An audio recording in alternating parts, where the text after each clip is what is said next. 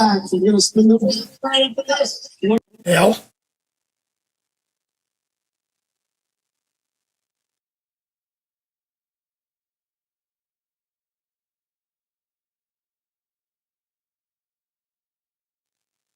Getting creative with virtual copies is our topic today on Luminar Coffee Break.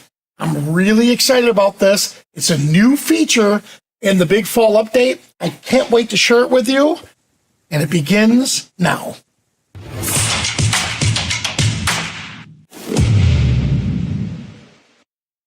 Hello, everyone, and welcome. Now, I'm really excited because I can't wait to show you the virtual copies, and I'll explain why I'm really excited about this. It's going to open up a whole level of creativity for you, but there are a few little tips that's going to help you organize them a little bit better so you don't have virtual copies all over the place. All right, so let me share my screen. Here we have, you saw this is the title image that we're using. Now, I did create a quick preset, so let's just start with that. So today's topic isn't really, I don't want to show you how I created all of them. I just want to show you what we could do. But here's the raw image. So I'm going to pick my preset, and I did this texture cowboy. All right, so let's run that. Give it a moment. It's going to apply it. And once it does, and by the way, down on the bottom, you'll see the notifications applying the preset. Look at that. Beautiful. Quick before and after. All right. Well, let's check out edit. And if we look at the edits over here, the history, you can see what we just did. All right. So now this image was edited. Great. Well, if I right click, create a virtual copy. Now it's going to create a virtual copy for me. Notice down here, I actually created 6 of them during rehearsal. So you'll see that at the bottom where it says the number 6. So it's telling me there's 6 of them, right? Well, let me back up for one moment. Look at where this image originated from. So here is the image itself. Well, it's in this huge mess. I shouldn't say mess. It's in with all these other images. So I'm going to move this one to the trash can for a moment. And while I'm here, I might as well empty out the trash. Here we go. Good. So now I'm going to go back to the recent edit, which was this image here. All right. So now I did this. However, watch what we're going to do instead. Right click, create an album. Let's just call this virtual. All right. So now that I created the virtual album, when I press L to show the grid or the library, notice there's only one image in this virtual album. So now I'm not going to be bogged down with all those other images because, again, if I right click, go to folder and library, look where it is. So I just want to focus on just this image. So I created an album. Now that I have the album, let's get creative. Create a virtual copy. Notice down here, right here, it's telling me that's a virtual copy. There's 2 of them. And then if I hit the L for my library view again, notice there's the original, and then here's virtual. And I know they're virtual because right up in here, I have that little pattern. All right. So if I click on this, everything was copied from the original to this. So in the past, when we apply a preset to this, we would lose all of our edits and have to start all over again. And that was by design. Now we can come in and let me show you just to make sure you know. Here's the edits. Look, there's the layers. There's the edits. Well, what I want to do instead is I'm going to come here to the presets, and I'm going to let it decide what image will look good for this. Well, Easy Landscape for this photo recommends these tools combined is going to make this look really good. So we'll just hover over them. All right, and pick which one we like. All right, you know what? I'm going to go with, let's see. Let's get a little, oh, you know what? I like this snowfall. So I'm going to click on snowfall. But we're going to do something a little bit different with this. That looks pretty good. But instead of 100%, let's dial it back a little bit. All right.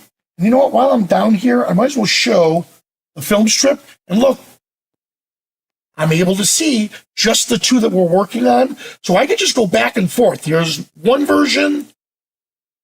Here's the second version. And keep in mind, it's not it's not going to duplicate the actual file itself.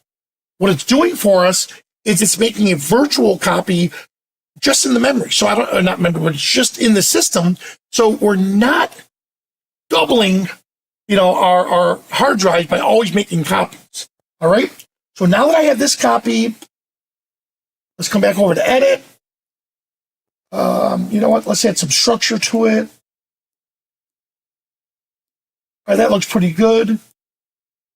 Before, after. At this point, if you're like, you know what, I really like these, I can edit it or I can export it back to the original folder where it came from and save it as version 1, version 2, and so on. All right, so I have this one. Let's right-click again, create another virtual copy. And notice down here again, it's adding it automatically for me to my albums. And there we go.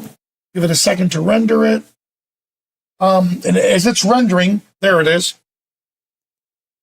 Again, it's used the same one, but this time, I like what it's looking like, but I'm going to add a little layer to it. And I'm going to do, actually, you know what? Let's do this instead. Because now we have a new tool. So I'm going to come over here instead. And one of my favorite new tools is under the creative color transfer. All right, so here we are with color transfer. And I'm going to use my buddy Steve's image. Now, notice it's black and white. All right, so I brought in a nice black and white image, but watch what happens. Give it a second, it's transferring the colors. And this is going to take a little longer, only because, again, it's trying to duplicate the colors of that transfer into this scene. And there we are. Notice it didn't come out pure black and white. Here's a little tip. We're going to cover this in detail more. Take that transition. I showed my good buddy Jim Nix this. And I'm going to move that all the way to the left and crank the amount up to 100%. And boom, there it is. There I got my black and white. All right. So I took the color from here, which was the black and white, brought it over to this image. I want to get more creative. Now I'm going to add another texture, but this time we'll add this texture here, fill it, and look there's color to it. Well, I don't want the color.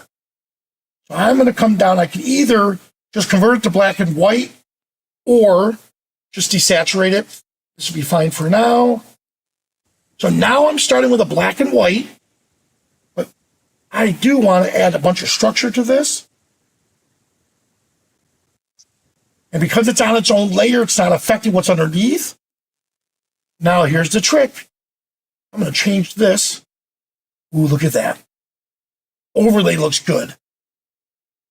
Soft light, let's see, hard light. Ooh, too much. You know what? There's overlay. This was a happy accident. And I can decide how much I want. In fact, that's looking really good, but I do want to bring this down a little bit more. Right about there. Yep, look at that. And I love enriching the tones of this image. So, in fact, I'm going to go a little bit further. And then we'll pull a Jim Nix. He loves coming in with the Accent AI tool. And we're going to selectively put it on a radial just on the cowboy. Yep. Slightly make it, look at that. It makes it, instead of drawing it in. So look what we just did is we started with the original image here. And then from the original image, from this image here, we got a little creative. We jumped into this image, and then I created it with this image. So I can select all of them. And again, look, I guess where I'm really excited on this, for this workflow, is you put it in an album. Now you can delete the album afterwards, it doesn't matter.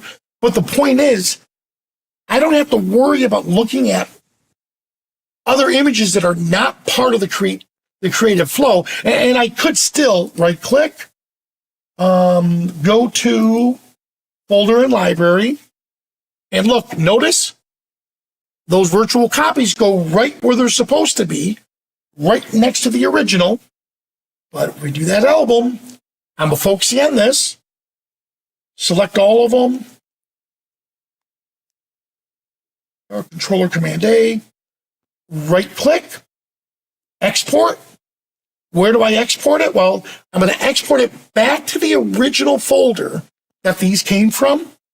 And then from here, I can put underscore complete, dump them to those folders, and now I'll have my virtual copies saved. So if I decide at some point to delete this catalog, well, those virtual copies will get deleted also.